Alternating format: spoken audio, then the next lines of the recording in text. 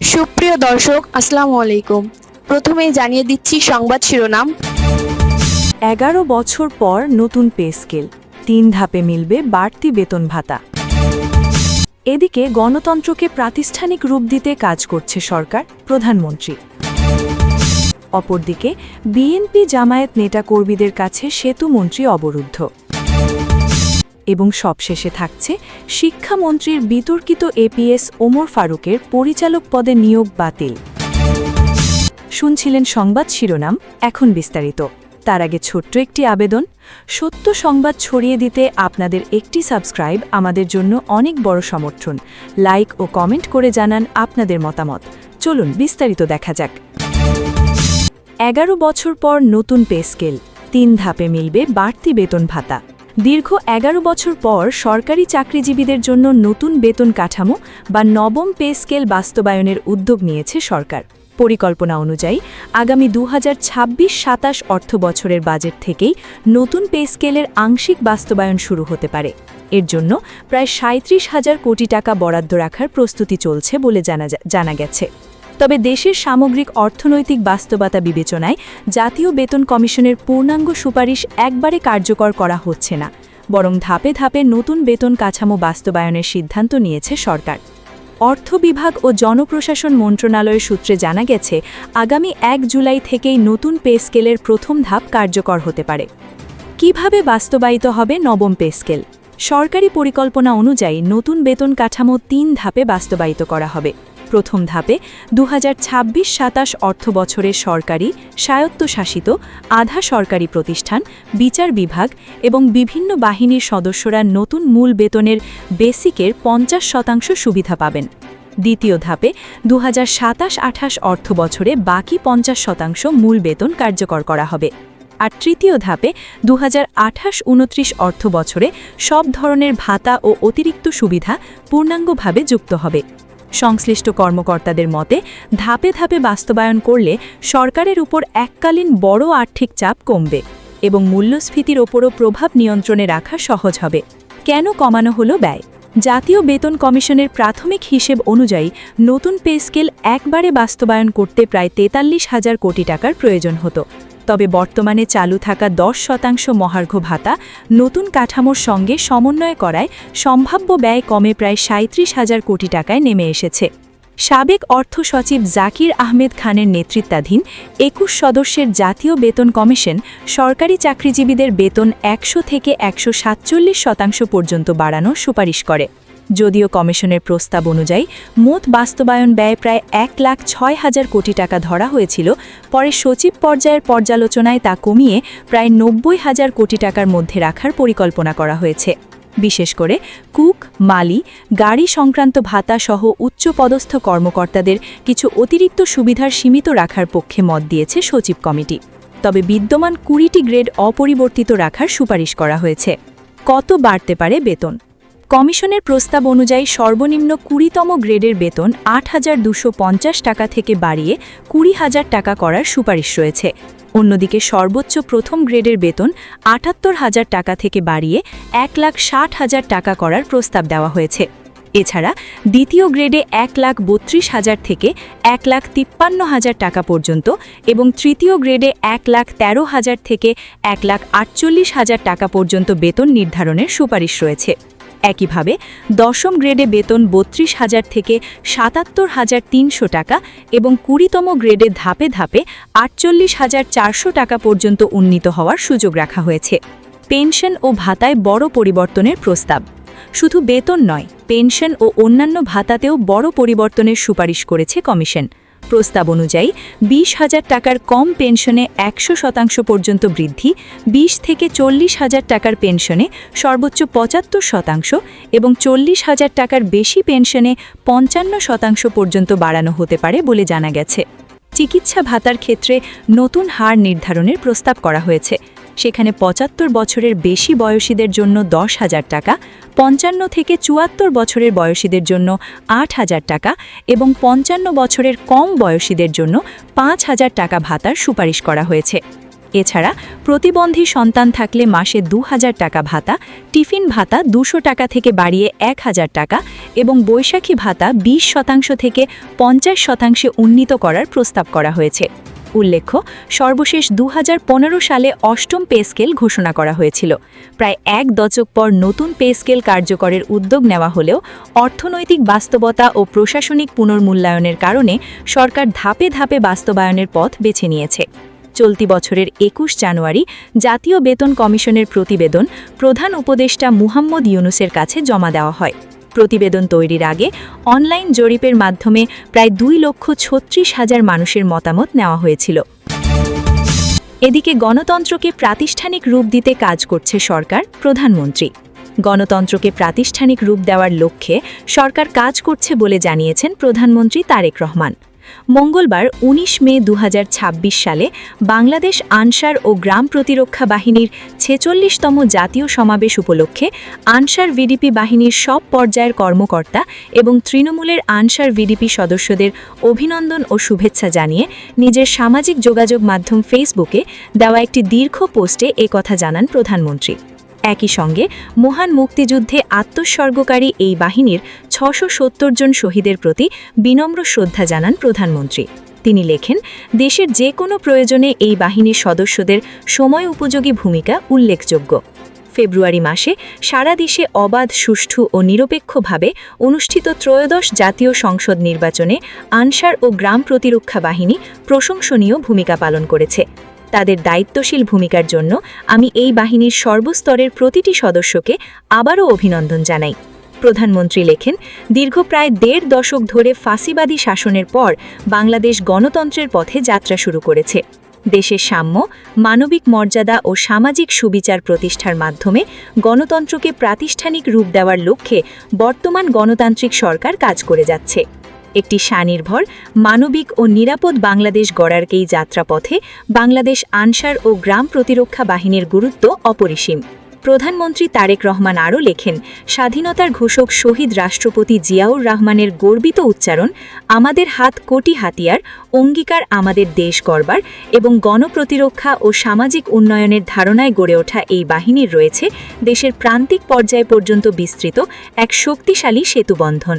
গ্রাম ও শহরে সুরক্ষিত সমাজ কাঠামো গঠন, সাধারণ মানুষের মৌলিক অধিকার নিশ্চিতকরণ এবং বহুবিধ সেবা কার্যক্রম বাস্তবায়নে আনসার ভিডিপি সরকারের অবিচ্ছেদ্য অংশ হিসেবে কাজ করছে। আনসার ভিডিপির উদ্দেশ্যে তিনি লেখেন, এই নিবেদিত প্রাণ স্বেচ্ছাসেবী সদস্যদের সম্পৃক্ততার মাধ্যমে বৃক্ষরোপণের মতো কার্যক্রমে সারা দেশে বিস্তৃত নেটওয়ার্কের সক্ষমতাকে কার্যকরভাবে কাজে লাগানো সম্ভব।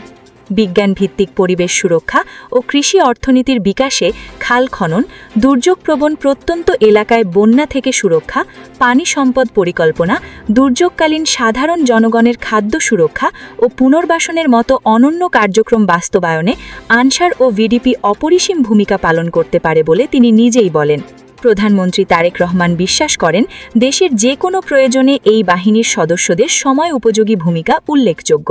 এছাড়া আমাদের অর্থনীতির প্রাণকেন্দ্রে শিল্প কারখানা, হাসপাতাল ও আর্থিক প্রতিষ্ঠান সহ রাষ্ট্রীয় গুরুত্বপূর্ণ স্থাপনায় নিরাপত্তা নিশ্চিত করতে ৫২,০০০-এর বেশি অঙ্গীভূত আনসার সদস্য নিরলসভাবে কাজ করে যাচ্ছেন। প্রধানমন্ত্রী লেখেন, বর্তমান সরকার বিশ্বাস করে যুবশক্তি শক্তির উৎস। যুব সমাজকে নিছক জনশক্তি নয়, বরং দক্ষ উদ্যোক্তা হিসেবে গড়ে তুলতে আনসার ও ভিডিপি যে সুনির্দিষ্ট চাহিদা ভিত্তিক শিক্ষণ এবং অন্তর্ভুক্তিমূলক পদক্ষেপ গ্রহণ করেছে তা প্রশংসার দাবি রাখে। স্বনির্ভরতা ও কর্মসংস্থানের এই নতুন মডেলে সাধারণ মানুষকে সম্পৃক্ত করে একটি উৎপাদনমুখী রাষ্ট্র ও সমাজ গঠনে আনসার ও ভিডিপি সহায়ক শক্তি হিসেবে কার্যকর ভূমিকা রাখবে, এটাই আমার প্রত্যাশা। প্রধানমন্ত্রী তারেক রহমান বিশ্বাস করেন, দেশপ্রেমের মন্ত্রে উজ্জীবিত হয়ে আনসার ও ভিডিপির গর্বিত সদস্যদের হাত ধরে বাংলাদেশের প্রতিটি গ্রাম আর্থসামাজিক উন্নয়নের কেন্দ্রে পরিণত হবে। বৈষম্যমুক্ত ও ন্যায়ভিত্তিক নিরাপদ সমাজ বিনির্মাণে বাহিনীর ৬০ লক্ষ সদস্যের সাহস ও নিষ্ঠা হোক আগামী দিনের পাথেয়। অপরদিকে বিএনপি জামায়াত নেতাকর্মীদের কাছে সেতুমন্ত্রী অবরুদ্ধ। পটুয়াখালীর বাউফলে জনগুরুত্বপূর্ণ একটি সেতু নির্মাণের সম্ভাব্যতা যাচাই করতে গিয়ে বিএনপি ও জামায়াত নেতাকর্মীদের কাছে অবরুদ্ধ হয়ে পড়েন সড়ক পরিবহন ও সেতু মন্ত্রী শেখ রবিউল আলম। মঙ্গলবার দুপুরে উপজেলার বগা ফেরিঘাট এলাকায় এ ঘটনা ঘটেছে। দুই পক্ষের মুখোমুখি অবস্থানের কারণে প্রায় 1 ঘণ্টা অবরুদ্ধ থাকার পর পুলিশের সহায়তায় ঘটনাস্থল ত্যাগ করেন মন্ত্রী। সংশ্লিষ্ট সূত্র জানায়, সম্প্রতি বাউফলের প্রবেশদ্বার বগা এলাকায় লোহালিয়া নদীর উপর নবম বাংলাদেশ চীন মৈত্রী সেতু নির্মাণের উদ্যোগ নেওয়া হয়। অত্যন্ত জনগুরুত্বপূর্ণ এই সেতু নির্মাণ হলে ভোলা, লক্ষ্মীপুর ও পটুয়াখালীর সঙ্গে সড়ক যোগাযোগ স্থাপিত হবে। সেতু নির্মাণের সম্ভাব্যতা যাচাইয়ের জন্য মঙ্গলবার ১৯ মে দুপুর ১টা ১৫ মিনিটে সেতুমন্ত্রী বগা ফেরিঘাটে পৌঁছন। সেখান থেকে নদীর পূর্ব পারে আয়োজিত এক সভায় যোগ দিতে ফেরিতে ওঠেন। সভার আয়োজন করেছিলেন পটুয়াখালী ২ বাউফল আসনের জামায়াত সমর্থিত সাংসদ সমধ্যক্ষ ড শফিকুল ইসলাম মাসুদ। তবে সভাস্থলে মন্ত্রীর যাওয়াকে কেন্দ্র করে বিএনপি নেতাকর্মীরা বাধা দেন। মন্ত্রী পূর্ব পারে পৌঁছানোর সঙ্গে সঙ্গে বিএনপি ও জামায়াত সমর্থকদের মধ্যে উত্তেজনা তৈরি হয়। এক পর্যায়ে বিভিন্ন দিক থেকে ঘিরে ফেলে সেতুমন্ত্রীর গাড়ি বহর অবরুদ্ধ করা হয়। এই সময় উভয় পক্ষের নেতাকর্মীরা পাল্টাপাল্টি স্লোগান দিতে থাকেন। প্রায় 1 ঘণ্টা অবরুদ্ধ থাকার পর বিরক্ত হয়ে পুলিশের সহযোগিতা নিয়ে সেতুমন্ত্রী একই ফেরিতে পশ্চিম পারে ফিরে যান। পরে তিনি গাড়িবহর নিয়ে পটুয়াখালীর উদ্দেশ্যে রওনা দেন। মন্ত্রীর সঙ্গে পটুয়াখালী সদর আসনের এমপি আলতাফ হোসেন চৌধুরী, জেলা বিএনপি সভাপতি স্নেহাংশু সরকার কুট্টি, বাউফলের পরাজিত এমপি প্রার্থী শহীদুল আলম তালুকদার ও জামায়াতের এমপি ড শফিকুল ইসলাম মাসুদ উপস্থিত ছিলেন। স্থানীয় একটি সূত্র জানায়, জামায়াত আয়োজিত সভায় মন্ত্রীকে অংশে নিতে না দিতেই পরিকল্পিতভাবে বিএনপি নেতাকর্মীরা প্রতিবন্ধকতা সৃষ্টি করেন। বাউফল বিএনপির অধিকাংশ নেতাকর্মী মনে করেন, বগা সেতু নির্মাণ হলে এর ক্রেডিট পাবেন জামায়াত নেতা শফিকুল ইসলাম মাসুদ, তাই যে কোনো মূল্যে এই সেতু নির্মাণ হতে দেওয়া হবে না। এই কারণেই মন্ত্রীকে সভা মঞ্চে উঠতে দেওয়া হয়নি। আর মন্ত্রী চলে যাওয়ার পর অধিকাংশ সাধারণ মানুষ মনে করছেন সহসাই হচ্ছে না বগা সেতু। বিএনপি জামায়াতের রেষারেষিতে সেতু নির্মাণের স্বপ্নই থেকে যাবে। তবে বিষয়টি অস্বীকার করে পটুয়াখালী মহিলা দলের সদস্য নাজমুন নাহার নাজু বলেন, সেতু নির্মাণ হলে সুবিধা জনগণের, আর জনগণের কল্যাণের জন্য অতি দ্রুততম সময়ের মধ্যে সেতুটি নির্মাণ করবেন প্রধানমন্ত্রী তারেক রহমান। এখানে জামায়াতের কোনো সংশ্লিষ্টতা নেই। এদিকে অবরুদ্ধ থাকার বিষয়ে জাংশাবাদিকদের সঙ্গে কোনো কথা বলেননি সেতুমন্ত্রী শেখ রবিউল আলম। জেলা বিএনপির শীর্ষ নেতারাও গণমাধ্যমে কথা বলতে রাজি হননি। তবে বাউফল উপজেলা বিএনপির সদস্য সচিব আপেল মাহমুদ ফিরোজ জাংশাবাদিকদের বলেন, সভাস্থলের ব্যানারে প্রধানমন্ত্রী তারেক রহমানের ছবি না থাকায় ক্ষুব্ধ হন নেতাকর্মী ও সমর্থকরা। তাই সভা মঞ্চে না যাওয়ার জন্য সেতুমন্ত্রীকে অবরুদ্ধ করেন তারা। এবং সব শেষে থাকছে শিক্ষামন্ত্রীর বিতর্কিত এপিএস ওমর ফারুকের পরিচালক পদে নিয়োগ বাতিল। প্রাথমিক শিক্ষা অধিদপ্তরের পরিচালক প্রশাসন পদে প্রেষণে নিয়োগ পাওয়া তথ্য ক্যাডারের কর্মকর্তা মোহাম্মদ ওমর ফারুক দেওয়ানের নিয়োগ বাতিল করেছে জনপ্রশাসন মন্ত্রণালয়। মঙ্গলবার এ সংক্রান্ত একটি প্রজ্ঞাপন জারি করা হয়েছে। এর আগে গত 14 মে বিসিএস তথ্য ক্যাডারের 18তম ব্যাচের এই কর্মকর্তাকে ডিপিই এর পরিচালক প্রশাসন পদে নিয়োগ দেওয়া হয়েছিল। তবে ওই নিয়োগ ঘিরে শিক্ষা প্রশাসন সহ সামাজিক যোগাযোগ মাধ্যমে ব্যাপক সমালোচনা তৈরি হয়। শেষ পর্যন্ত 5 দিনের মাথায় সেই আদেশ বাতিল করা হলো। মোহাম্মদ ওমর ফারুক দেওয়ান সম্প্রতি শিক্ষা ও প্রাথমিক গণশিক্ষা মন্ত্রী ড আনু এহসানুল হক মিলনের অ্যাসিস্ট্যান্ট একান্ত সচিব হিসেবে দায়িত্ব পালন করেছিলেন। তবে দায়িত্ব নেওয়ার মাত্র 3 মাসের মধ্যেই তাকে ওই পদ থেকে সরিয়ে দেওয়া হয়। অভিযোগ ওঠে, মন্ত্রণালয়ের অধীনে বদলি ও তদবির বাণিজ্য সহ নানা বিতর্কিত কর্মকাণ্ডে তিনি জড়িত ছিলেন। এছাড়া বিভিন্ন শিক্ষা বোর্ড থেকে নিয়মিত মাসোহারা আদায়ের অভিযোগও ওঠে তার বিরুদ্ধে।